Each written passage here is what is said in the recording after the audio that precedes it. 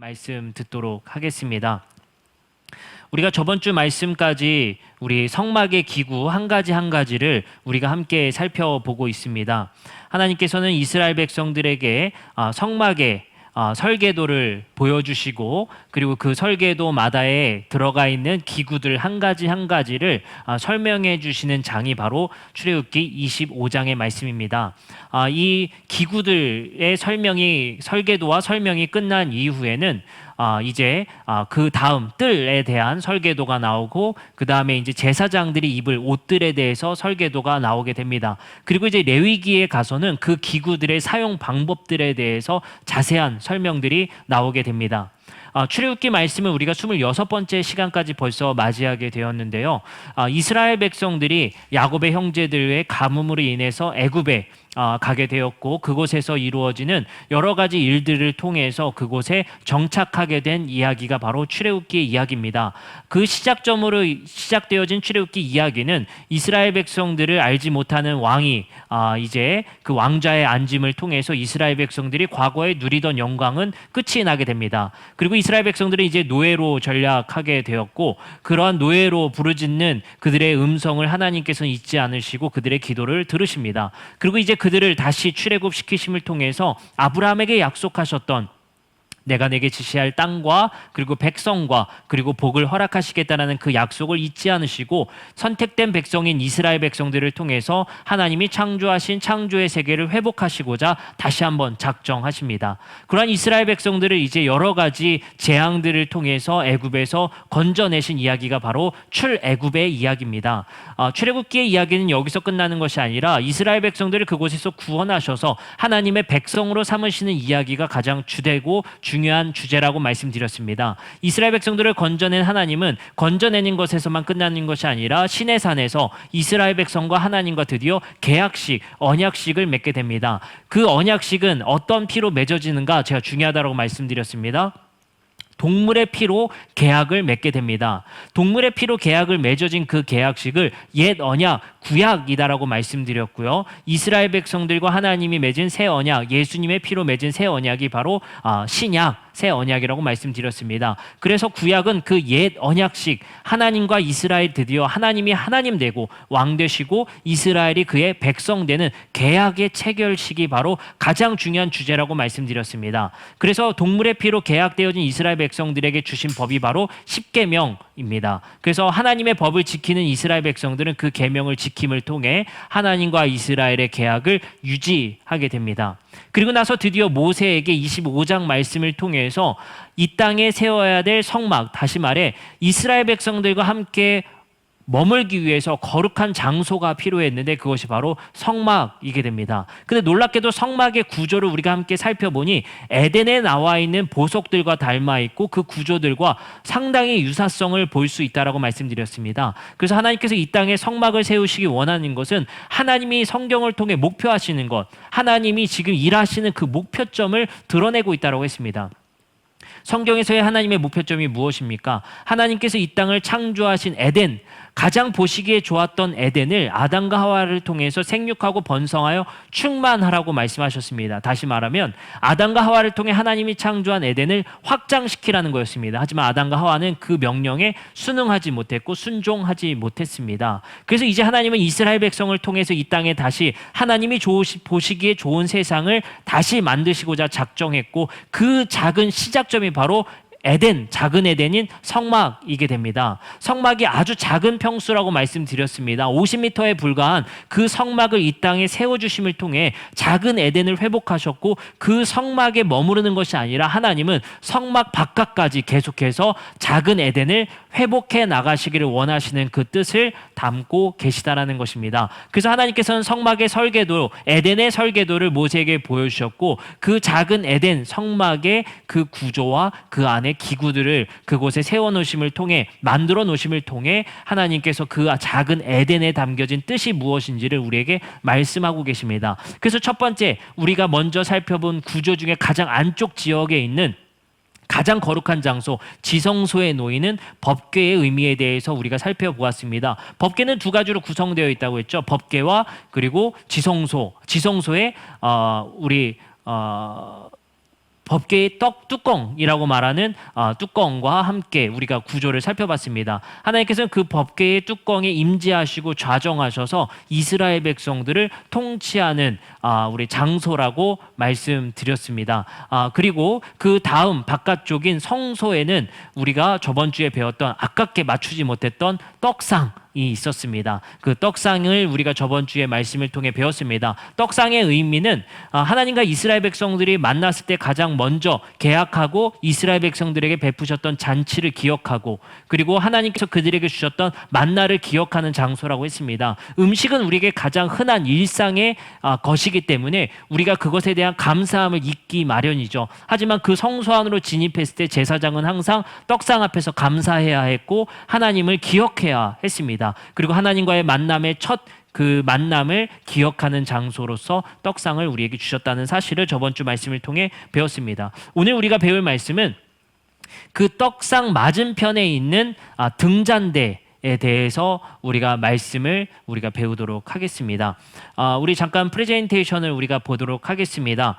다시 한번 설명드리면 요 지성소의 자리에 위치해 있는 게 이게 법궤이게 됩니다. 이 법궤는 아까 말씀드렸듯이 하나님이 임재하셔서 하나님이 통치하는 장소, 그리고 그것을 속죄하는 장소라고 말씀드렸습니다. 그리고 법궤의 뚜껑에 피를 바름을 통해서 속죄, 이 성막이 깨끗해지고 이스라엘 백성들이 깨끗해진다라고 말씀드렸습니다. 그래서 그곳에 피 뿌림을 통해 정화하는 장소가 바로 지성소의 자리라고 말씀드렸습니다. 그럼 하나님이 임재하셔서 하나님이 말씀하는, 하나님과 만나는 장소에는 항상 뭐가 필요하다? 용서가 필요하다라는 겁니다. 그래서 하나님이 함께 하시는 자리는 바로 용서의 자리, 여러분들의 이웃과 여러분들의 가족 간에 용서하는 자리 속에 하나님이 계시는 것이지, 용서하지 못하는 사람과의 만남 속에 하나님이 계시지 않는다라는 거예요. 그래서 우리는 항상 용서가 중요함을 알아야 됩니다. 신약 성경에서도 예수님은 용서를 매우 중요하게 생각하죠. 제자들이 묻습니다. 몇 번이나 용서할 수 있겠습니까? 7번씩 70번 용서하라고 말씀하십니다. 그걸 왜 중요하게 그렇게 말씀하셨을까요? 바로 하나님이 거하시는 장소에 항상 용서가 있어야 하기 때문입니다. 하나님 항상 용서하는 자리에 하나님이 임재하실 수 있다는 사실을 기억하시기 바랍니다. 그리고 우리가 저번 주에 배운 것은 이 북쪽에 있는 떡상이게 됩니다. 그리고 오늘은 그 바로 맞은편에 있는 등잔대를 오늘 말씀을 통해 배우도록 하겠습니다. 좀 크기를 크게 키운 그림이 오른쪽에 등잔대가 이렇게 보이게 되어 있죠. 6개의 가지가 서로 연결되어 있는 구조로 이렇게 되어 있습니다. 그래서 기름을 넣어서 그것에 불을 붙이면 이렇게 불이 붙는 등잔대가 바로 오늘 배울 이 그림의 말씀입니다. 그래서 우리는 지금 순서대로 법궤 가장 거룩한 물건과 그 다음 중요도라고 했죠. 떡상을 배웠고요. 오늘은 등잔대에 대해서 오늘 배우도록 하겠습니다. 우선 우리가 등잔대를 배우는 첫 번째 주제는 등잔대의 용도입니다. 등잔대의 용도는 오늘 말씀 속에서도 기록되어 있습니다. 37절의 말씀에 보면 등잔대 7을 만들어서 그 위에 두어서 앞을 비추게 하라라고 말씀이 쓰여 있습니다. 37절의 말씀에 그 불을 붙여서 앞을 비추게 하는 역할입니다. 그러니까 등잔대는 그 앞을 비추는 역할이 바로 오늘 말씀 37절에 그렇게 등장하게 되어져 있죠. 그러나 좀 더 자세한 말씀은 민수기 8장 1절부터 4절까지 말씀에 나오게 됩니다. 세번역 성경으로 제가 읽어드리도록 하겠습니다. 주님께서 모세에게 말씀하셨다. 아론에게 말하여라. 너는 그에게 등잔대를 밝힐 때는 등잔 7개가 등잔대 앞 맞은 쪽을 비추게 차려 놓으라고 일러라. 자, 모세가 그 제사장인 아론에게 일러줘야 될 말씀입니다. 그러니까 등잔대 사용 방법, 등잔대의 용도인 것이죠. 어떻게 하라고요? 등잔대 앞 맞은 쪽을 비추게 하는 용도가 바로 등잔대의 용도입니다. 그리고 읽도록 하겠습니다. 아론은 그대로 하여 주님께서 모세에게 명하신 대로 등잔대 앞 맞은 쪽을 비추게 차려 놓았다. 등잔대는 금을 두드려서 만들어서 줄기뿐 아니라 꽃잎 모양 받침도 모두 망치로 두드려서 만들었다. 주님께서 모세에게 보여주신 대로 견본대로 등잔대를 만들었다. 자, 오늘 출애굽기 말씀의 37절 말씀에도 등장하지만 민수기 8장 말씀에 분명히 모세에게 이 용도가 뭐라고 말씀하시죠? 바로 맞은편, 그러니까 바로 앞이 아니라 맞은편을 비추는 용도입니다. 자, 그러면 등잔대의 사용 방법은 어떻게 사용할 수 있는지를 레위기 24장 5절부터 9절 말씀에 좀 더 자세히 나와 있습니다. 제가 읽어드리도록 하겠습니다. 주님께서 모세에게 말씀하셨다. 너는 이스라엘 자손에게 명하여 올리브를 찧어서 짜낸 깨끗한 기름을 가져다가 등불을 켜게 하되 그 등불을 늘 켜두어라. 자, 등잔대 사용 방법은 늘 켜두어야 됩니다. 그리고 올리브를 찧어 짜낸 기름으로 해야 합니다. 사용 방법은 그렇습니다. 올리브를 찧어 만든 기름으로 만들어야 되고요. 그리고 그 등불을 늘 켜두어야 합니다. 여러분들 집중을 잘 하고 계신지 모르겠습니다. 우리 집중을 잘 하고 계신지 제가 오늘 설교 말씀 끝나고 퀴즈를 내도록 하겠습니다. 그래서 채팅창에 먼저 맞추시는 분에게 상품을 드릴 수 있도록 하겠습니다. 영상으로 예배 드리다 보니까 집중도가 좀 떨어질 수도 있어요. 예배 드리다가 핸드폰 하시는 분, 뭐 물 마시러 가시는 분, 제가 어떻게 추측할 수가 없습니다. 저번 주 제가 제보를 받았어요. 입을 뒤집어 쓰고 예배 드리는 분이 있더라라는 겁니다. 그렇게 하면 안 됩니다. 이것도 하나의 예배이기 때문에 둘러놓어서 이렇게 핸드폰 보듯이 이렇게 예배 드리면 안 됩니다. 제대로 앉으셔서 옷도 잘 갖춰 입으시고 그리고 씻으시고 이렇게 예배를 드려야지, 입을 뒤집어 쓰고 이렇게 예배 드리는 그거 절대 안 됩니다. 그래서 오늘 잘 집중하고 계신지 제가 좀 살피도록 하겠습니다. 다시 한번 제가 보도록 하겠습니다. 레위기 24장 5절부터 9절의 세 번역입니다. 2절 말씀부터 읽겠습니다. 너는 이스라엘 자손에게 명하여서 그 등불을 늘 켜두어라 라는 거죠. 늘 켜둬야 됩니다. 이게 꺼지면 안 됩니다. 그리고 3절입니다. 아론을 시켜 회막안 증거궤 앞에 쳐 있는 휘장 바깥에 그 등불을 켜두어서 저녁부터 아침까지 주 앞에 계속 켜두어게 하라 라고 말씀이 쓰여 있습니다. 그리고 이것은 너희가 대대로 같이 지켜야 할 규례이며 아론은 주 앞에서 순금 등잔대 위에 그 등불을 늘 켜두어야 합니다. 여기서 중요한 포인트가 뭡니까? 늘 켜둬야 돼. 이게 꺼지지 않도록 늘 켜두라는 겁니다. 그리고 5절 말씀을 이어서 읽어드리도록 하겠습니다. 너는 고운 밀가루를 가져다가 과자 한 개당 밀가루 10분의 2 에바를 들여서 과자 12개를 구워서 한 줄에 6개씩 두 줄로 주의 앞 순금상 위에 차려 놓아라. 이게 떡상이죠. 저번 주 배운. 그러니까 떡상은요 6개씩 두 줄로 떡상 위에 두라는 겁니다. 근데 이 말씀이 왜 등잔대의 사용 방법을 일러주시는 말씀 뒤에 나올까요? 여기 이렇게 쓰여 있어요. 5절 말씀 다시 한번 읽어드립니다. 너는 고운 밀가루를 가져다가 과자 한 개당 밀가루 10분의 2 에바를 들여서 과자 12개를 구워 한 줄에 6개씩 두 줄로 주의 앞 순금상 위에 차려놓아라. 근데 여기서 포인트가 있어요. 주의 앞에, 다시 말해 등잔대 앞에 순금상에 차려놓으라는 거예요. 근데 아까 우리가 사용 방법이 뭐라고 했죠? 그리고 용도가 뭐라고 했죠? 등불을 늘 켜두어서 맞은편을 비추라고 하고 있습니다. 근데 레위기에는 아주 친절하게도 그 맞은편에 뭐가 있다고요? 과자 6개씩 두 줄로 12개를 구워 떡상 위에 올려놓으라고 말씀이 쓰여 있습니다. 다시 말하면 지금 떡상과 등잔대는 서로 링크되어 있는, 연결되어 있는 겁니다. 등잔대가 비추는 것은 바로 과자 6개씩 있는 12개의 떡을 비추는, 그 떡상을 비추는 용도가 바로 등잔대의 용도라는 사실을 알 수가 있습니다. 그럼 이 용도에 담겨있는 하나님의 뜻은 무엇일까요? 바로 등잔대는요, 사실 하나님이 모세와 만나셨던 떨기나무를 의미합니다. 떨기나무에 하나님의 임재의 불꽃이 임하셔서 불타지 않는 떨기나무를 모세가 체험하게 됩니다. 그 떨기나무는 하나님의 임재를 상징했었죠. 그래서 그 떨기나무, 불붙은 떨기나무를 의미하는 것이 바로 이 등잔대이며, 하나님의 임재의 불꽃이 꺼지지 아니할 수 있도록, 바로 지성소에 들어가 하나님의 임재를 볼 수가 없으니 너희가 시각적으로 볼 수 있는 등잔대에 불을 비춰서 하나님의 임재가 늘 꺼지지 않다라는 것을, 너희와 항상 함께하다라는 것을 이스라엘 백성들에게 시각적으로 시청각 자료로서 등잔대를 만드신 겁니다. 그리고 그 등잔대는 뭘 비추죠? 바로 12개의 떡을 비추게 됩니다. 12개의 떡은 뭘 의미합니까? 바로 12지파인 이스라엘 백성들을 의미하게 됩니다. 그럼 바로 떡상과 그것을 비추는 등잔대는 이스라엘 백성들에게 시청각 자료, 바로 제사장에게의 시청각 자료라는 겁니다. 그것을 비추게 함을 통해 하나님의 임재가 너희와 항상 함께함을 보여주시고, 그것을 너희가 기억할 수 있도록 등잔대가 12개의 떡을 비춘다라는 사실을 우리에게 알려주고 계십니다. 그리고 다음으로는 이 등잔대의 역할, 그리고 이 등잔대의 역할과 축복기도, 아론에게 일러주신 축복기도와의 유사성을 또 볼 수가 있습니다. 다시 말씀드리면 등잔대에 불을 켜두어서 맞은편을 비추는 것이 12개의 떡과 떡상이라고 말씀드렸습니다. 이 역할과 아론의 축복기도와 상당히 유사성이 있다는 거예요. 한번 읽어드리도록 하겠습니다. 민수기 6장 23절과 27절입니다. 아론과 그의 아들들에게 말하여 이르기를 너희는 이스라엘 자손을 위하여 이렇게 축복하이르되 여호와는 내게 복을 주시고 너를 지키시기를 원하며 여호와는 그의 얼굴을 너에게 비추사 은혜 베푸시기를 원하며 여호와는 그 얼굴을 내게로 향하여 드사 평강 주시기를 원하노라 할지니라 하라.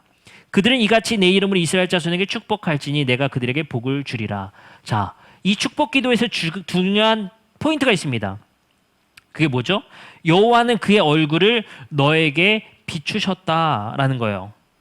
그리고 그 얼굴을 너에게 향하여 드사라는 것에 포인트가 있습니다. 그 말은 뭐겠습니까? 하나님의 임재의 얼굴이 그들에게 비췄을 때 그들에게 복이 되며 그들에게 은혜가 베풀어진다는 겁니다. 그리고 그 얼굴을 너를 향하여 드셨을 때 평강이 그들에게 임하며 축복이 임한다라는 기도가 바로 오늘의 기도입니다. 아론이 한 기도죠. 자, 이 축복 기도와 등잔대의 유사성이 뭡니까? 비추는 역할입니다. 하나님의 얼굴, 하나님의 광채, 하나님의 임재가 비추는 곳에 영광이 있고 평강이 있으며 축복이 된다는 것입니다. 바로 하나님의 등잔대가 12지파를 의미하는 떡상을 비출 때 이스라엘 백성들에게 뭐가 있다고요? 축복이 있고 평강이 있고 임재가 있으며 은혜가 있다는 것입니다. 바로 하나님의 임재와 하나님의 은혜가 비추는 곳, 하나님의 얼굴의 영광이 비추는 곳에 복이 있다라는 사실을 오늘 말씀을 통해서 우리에게 하고 계십니다. 자, 이 말씀을 우리가 한번 생각해 보셨으면 좋겠습니다. 여러분들, 하나님의 영광이 비추는 곳에 은혜가 있으며 평강이 있으며 복이 있다라는 것입니다. 여러분들, 우리가 한번 이 말씀을 통해서 한 가지 생각해 볼 수 있는 것이 무엇이 있을까요? 바로 하나님의 빛이 비추는 곳에 회복이 있으며 하나님의 빛이 비추는 곳에 평화가 있으며 하나님의 영광과 빛이 임재하는 곳에 바로 축복이 임한다라는 사실입니다. 그렇기 때문에 등잔대를 항상 떡상에 비추게 함을 통해서 하나님의 임재가 항상 그곳에 비추게 함을 통해서 그들에게 복이 있을 거라는 사실을 그들에게 알려주고 계십니다. 여러분들의 가정 속에서도 하나님의 임재와 축복이 항상 비춰주기를 주님의 이름으로 축복합니다. 우리 그런 의미에서 민수기 6장 23절부터 27절의 아론의 축복 기도를 우리 옆 사람에게 한번 읽어줄 수 있는 시간을 가져보려고 합니다. 하나님의 임재가 여러분들의 비춰지기를, 하나님의 얼굴이 여러분들을 향해 드사 그곳에 가정의 축복이 임재하기를, 마치 등잔대가 항상 여러분들 가정을 비추고 있다듯이 한번 이 시간 같이 함께 이 말씀을 읽음으로 우리 옆 사람에게 한번 축복할 수 있는 시간 가져보도록 하겠습니다. 우리 민수기 6장 23절부터 27절 말씀을 우리 읽도록 하겠습니다. 우리 한번 같이 읽도록 하겠습니다. 읽겠습니다. 시작. 아론과 그의 아들들에게 말하여 이르기를 너희는 이스라엘 자손을 위하여 이렇게 축복하여 이르되 여호와는 내게 복을 주시고 너를 지키시기를 원하며 여호와는 그의 얼굴을 내게 비추사 은혜 베푸시기를 원하며 여호와는 그의 얼굴을 내게로 향하여 드사 평강 주시기를 원하노라 할지니라 하라. 그들은 이같이 내 이름으로 이스라엘 자손에게 축복할지니 내가 그들에게 복을 주리라. 아멘. 하나님의 얼굴이 여러분들에게 비추기를 주님의 이름으로 축복합니다. 그리고 그 얼굴이 여러분들을 향하여 드셔서 평강 주시기를 원하며, 그리고 그 얼굴을 비추셔서 이스라엘 자손이 축복되어지시 여러분들 가정에 축복이 임하기를 주님의 이름으로 축복합니다. 그럼 마지막으로 이 등잔대의 의미와 마지막으로 적용에 대해서 함께 살펴보도록 하겠습니다. 등잔대는 하나님의 빛이며 그리고 하나님의 임재를 상징한다고 했습니다. 그리고 그 빛이 비출 때에 그곳에 평화가 이루어지고 평강이 이루어지며 축복이 이루어진다라고 여러분들에게 말씀해 드렸습니다. 마태복음 4장 16절에 보면 이 등잔대의 의미를 또 예수님의 탄생과 연결지어서 하신 말씀이 있습니다. 우리 함께 읽어보도록 하겠습니다. 마태복음 4장 16절입니다. 함께 읽겠습니다. 흑암에 앉은 백성이 큰 빛을 보았고 사망의 땅과 그늘에 앉은 자들에게 빛이 비치었도다 하였느니라. 아멘. 자, 흑암에 앉은 백성이 큰 빛을 보았습니다. 그리고 사망의 땅과 그늘에 앉은 자들에게 빛이 비치었도다라는 말씀이 있습니다. 이 빛은 무엇이죠? 바로 예수님을 의미합니다. 빛 대신 예수님이 흑암에 앉은 백성들에게 비추셨고 그리고 사망의 땅과 그늘에 앉은 자들에게 빛이 비추어진 것이 바로 오늘 말씀 마태복음 4장 16절의 말씀입니다. 바로 빛 대신 예수님이 이 땅에 오셔서 흑암에 앉은 백성들과 사망과 땅의 그늘에 앉은 자들에게 빛을 비추셔서 그들에게 희망 되셨고 그들에게 회복되셨고 그들에게 축복이 임할 수 있는 빛이 바로 예수님이라는 사실을 우리에게 알려주고 계십니다. 근데 사실 마태복음 4장 16절은 이사야서의 말씀을 인용한 겁니다. 이사야서 9장 2절의 말씀에 보면 이런 말씀이 있죠. 흑암에 행하던 백성이 큰 빛을 보고 사망의 그늘진 땅에 거주하던 자들에게 빛이 비치도다. 이것은 기대의 말씀이에요. 기대의 말씀. 이 기대의 말씀이 무엇입니까? 이사야서는 빛이 비출 거라는 겁니다. 흑암에 행하던 백성들에게 그리고 사망의 그늘진 땅에 비출 거라는 예언입니다. 그리고 마태복음 4장 16절은 그 예언이 예수님이라는 빛을 통해 흑암과 사망의 땅에 비추게 되었다라는 사실, 그 성취를 말씀하고 계시다라는 사실입니다. 바로 등잔대가 과거의 구약 성경에서는 이스라엘 백성들을 비추는 빛이었다면 이제 등잔대 그 자체인 예수님이 이 땅에 오셔서 흑암과 사망의 백성들에게 빛을 비추신다라는 사실입니다. 세상이 어둡다라는 것은 바로 무지를 의미하며 예수님이 태어난 시대의 불의 그리고 폭력, 권력의 남용, 압제를 의미하게 됩니다. 그런 흑암과 어둠 속에 있는 세상 속에 빛이 되셔서 이 땅에 예수님이 오셨습니다.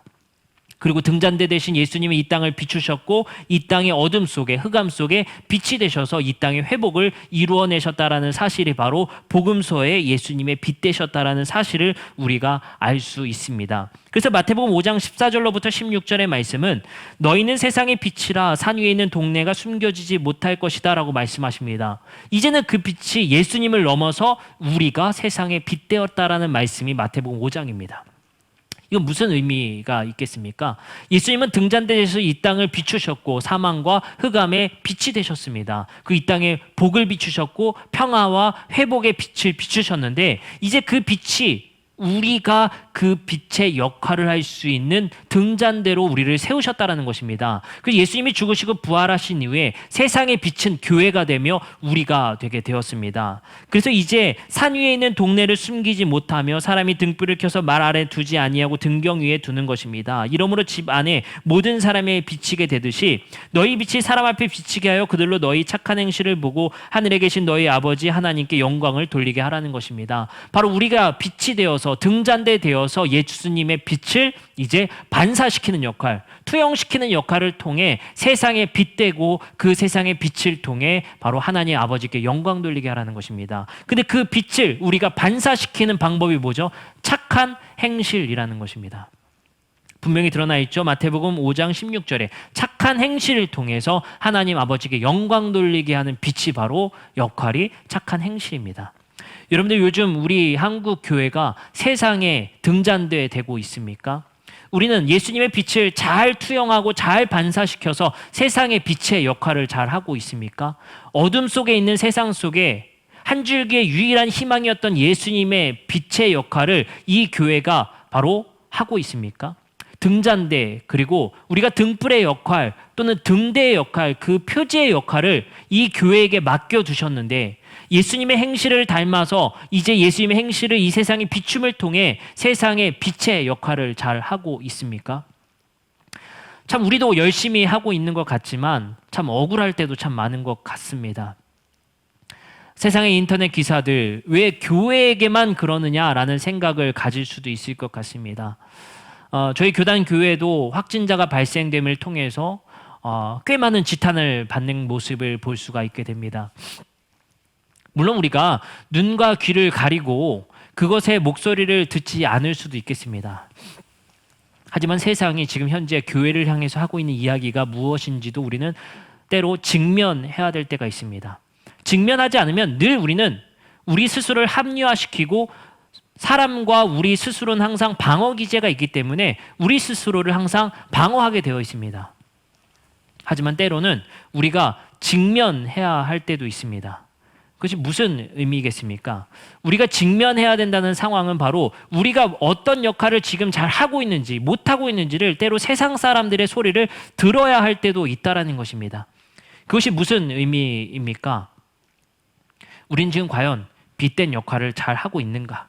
우리는 우리의 자리에서 우리의 예수님의 행실을 닮아서 이 세상의 빛을 잘 비추고 있는가?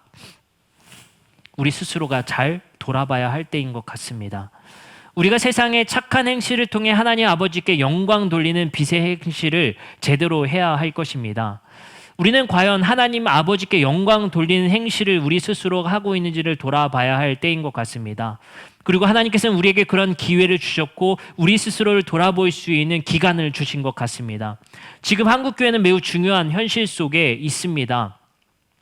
항상 세상에 대해서 우리가 항상 지적했고 항상 정죄했던 역할을 했던 것이 교회였던 것 같습니다. 그리고 이제 교회는 오히려 정죄를 당하는 자리에 오고 말았습니다.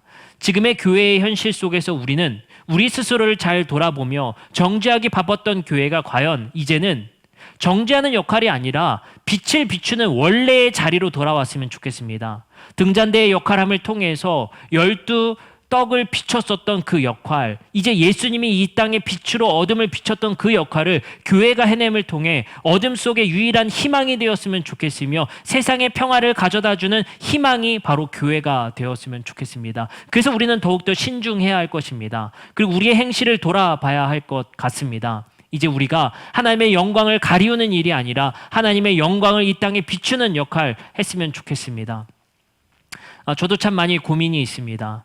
요즘 언론사에서 연락이 와서 우리 교회가 하는 일들에 대해서 이렇게 신문 기사에 싣고 싶습니다라는 얘기를 많이 합니다. 기자들도 이런 얘기를 하는 거예요. 하도 교회가 욕먹으니 좋은 사례도 좀 담았으면 좋겠습니다 하고 연락이 오게 됩니다. 그럼 참 부담이 있습니다. 다른 교회들이 더 큰 교회들이나 더 좋은 일들이 하는 많은 교회들이 있는데 우리 교회를 꼬집어서 이렇게 했으면 좋겠다라는 연락이 왔을 때 참 고민도 많이 됩니다. 그럼에도 불구하고 그 언론사의 인터뷰에 응하는 이유가 무엇인지 아십니까? 그래도 우리 교회들이 하는 역할들이 있다라는 것을 함께 공유했으면 좋겠기 때문입니다. 이 세상 속에서 그래 교회가 빛을 비추고 있다는 사실을 세상 사람들이 알아야만 합니다. 그렇기 때문에 우리가 더 움직여야 되고 더 행해야 되고 이럴 때일수록 더 우리 교회가 긴급하게 우리 교회가 행할 일들을 더 생각하고 행했으면 좋겠습니다. 여러분들 또한 이것을 넘어서 여러분들 가정 속에 여러분들이 또 등불이 되었으면 좋겠습니다. 여러분들 가정이 여러분들 이웃을 비추는 빛이 되어서 여러분들의 가정의 빛을 통해서 옆 가정에도 축복이 일어났으면 좋겠고 평강이 일어났으면 좋겠습니다. 그 역할은 어떤 거겠습니까? 그 행실은 무엇이겠습니까? 바로 착한 행실을 통해 그 착한 행실은 예수님이 하신 일들, 묵묵히 십자가의 길을 가셨던 그 일들을 통해서 빛이 되어주시고 옆 가정에도 그 행실을 비추심을 통해 그 가정에 하나님의 빛과 하나님의 임재가 임하시기를 주님의 이름으로 축복합니다. 기도하시겠습니다. 거룩하신 하나님 감사합니다. 우리의 삶 속에 그리고 우리의 모습 속에 예수님의 행실이 우리 안에 있는지를 돌아봅니다. 등잔대의 역할이 무엇이었는지 그 용도가 무엇이었는지 우리에게 알려주심을 통해 그리고 이제 등잔대가 아닌 성막 그 자체 대신 그리고 이제 등잔대의 역할을 하신 예수 그리스도의 빛 되심을 우리에게 일러주셨습니다. 그리고 이제 우리에게 그 빛이 되라 하셨습니다. 등잔대 되라 하셨습니다. 사망과 흑암을 비춰주셨던 예수 그리스도의 역할을 이제 우리가 연합함을 통해 이 세상에 비출 수 있는 우리 그리스도인들 되게 도와주시고 교회가 되게 하여 주시옵소서. 우리 교회가 잘하고 있는지를 돌아보게 되며 우리 그리스도인들이 잘하고 있는지를 돌아보게 됩니다. 주님, 우리가 그 역할 감당할 수 있도록 지혜를 허락하여 주시옵소서. 또한 예수님이 비추신 그 빛의 역할을 하심을 통해서 우리 이웃에게 하나님께 영광 돌릴 수 있는 기회가 이루어지게 도와주시고 우리 옆 가정 여러분들과 교제하는 그 가정들에게도 축복이 되게 하여 주시옵소서. 예수 그리스도의 이름으로 기도드립니다. 아멘. 우리 찬양하고 축도하심으로 예배를 마칠 텐데요.